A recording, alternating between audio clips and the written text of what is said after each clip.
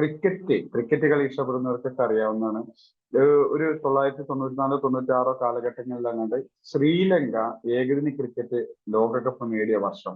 ആ ഒരു ഏകദിന ലോകകപ്പ് നേടിയ വർഷം വരെ ആദ്യത്തെ 15 ഓവറുകൾ ബോളിന്റെ ആ ഒരു ഫ്രഷ്നെസ് അല്ലെങ്കിൽ ആ ഒരു മിനുസം മാറുന്നത് വരെ വിക്കറ്റ് കളയാതെ പിടിച്ചു നിൽക്കാനാണ് ബാക്കി എല്ലാ ക്രിക്കറ്റ് രാജ്യങ്ങളും അല്ലെങ്കിൽ ക്രിക്കറ്റ് കളിക്കുന്ന രാജ്യങ്ങളും ക്രിക്കറ്റ് പ്ലേയേഴ്സും ഫോളോ ചെയ്തുകൊണ്ടിരുന്ന ഒരു രീതി.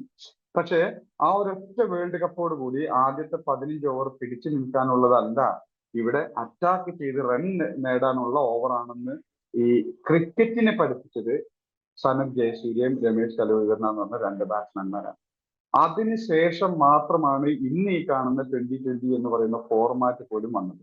അവരും ആ കഴിഞ്ഞ കാലങ്ങളിലുള്ള ബാറ്റ്സ്മാൻമാർ ഫോളോ ചെയ്ത പോലെ തന്നെയാണ് ആദ്യത്തെ 15 ഓവർ നമുക്കൊന്നും ചെയ്യേണ്ടതില്ല, വിക്കറ്റ് പോവാതെ പരമാവധി ശ്രമിക്കുക, എന്നിട്ട് ചെറിയ ചെറിയ സിംഗിളുകളുടെയും ഡബിളുകളുടെയും റൺസുകൾ നേടിയെടുക്കുക എന്നുള്ള മൈൻഡ് സെറ്റിലാണ് അവർ നിന്നിരുന്നെങ്കിൽ ക്രിക്കറ്റിന് ഒരു മാറ്റവും ഉണ്ടാവില്ലായിരുന്നു, ക്രിക്കറ്റിന് ഒരു പുതുമയും ഉണ്ടാവില്ലായിരുന്നു. അതല്ലെങ്കിൽ ക്രിക്കറ്റിന് ഒരു ആളുകളെ ആകർഷിക്കുന്ന ഒരു രീതിയിലേക്ക്, ഗെയിം എന്ന് പറഞ്ഞാൽ തന്നെ എന്റർടൈൻമെന്റ് ആണ്. അപ്പോൾ ആളുകളെ ശരിക്കുള്ള ഇപ്പോഴത്തെ തലമുറയെ ആകർഷിക്കുന്ന രീതിയിലേക്ക് ഒരു മാറ്റം സാധ്യമാവില്ലായിരുന്നു. പക്ഷെ അതിന് തുടക്കമിട്ട രമേശ് കലൂരിനെയും അതുപോലെ സനത് ജയസൂര്യയും എന്തുമാത്രം പഴി കേട്ട് കാണും അന്നത്തെ ക്രിക്കറ്റ് പണ്ഡിതന്മാരുടെ കയ്യിൽ നിന്ന്. പക്ഷേ അവരത് സക്സസ് ആക്കിയപ്പോൾ ഇന്ന് അതിനെ ഫോളോ ചെയ്യാനേ ആളുള്ളൂ. ഇതുപോലെ തന്നെയാണ് സ്റ്റോക്ക് മാർക്കറ്റിൽ. ആ 90% കാഴ്ചപ്പാടിൽ നിന്നും അവരുടെ വഴികളിൽ നിന്നും അവരുടെ രീതികളിൽ നിന്നും മറിച്ച് ചിന്തിക്കാനും മറിച്ച് നടക്കാനുമുള്ള മൈൻഡ് സെറ്റ് ആർജിക്കുകയാണ് വേണ്ടത്.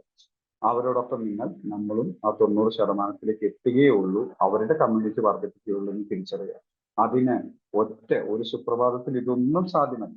കാരണം ഒരു സൊസൈറ്റിയുടെ അല്ലെങ്കിൽ ഒരു ഒരു ഒരു ഒരു എന്താ പറയുന്നത്, ഒരു ഗ്രൂപ്പിന്റെ, ഒരു കൂട്ടം ആളുകളുടെ ചിന്തകൾക്കെതിരെ പ്രവർത്തിക്കാനും അതിനെതിരെ നടക്കാനും അത്ര എളുപ്പമുള്ള കാര്യമൊന്നുമല്ല. കാരണം നമ്മൾ ഒറ്റപ്പെട്ടു പോകാൻ ചാൻസ് ഉണ്ട്.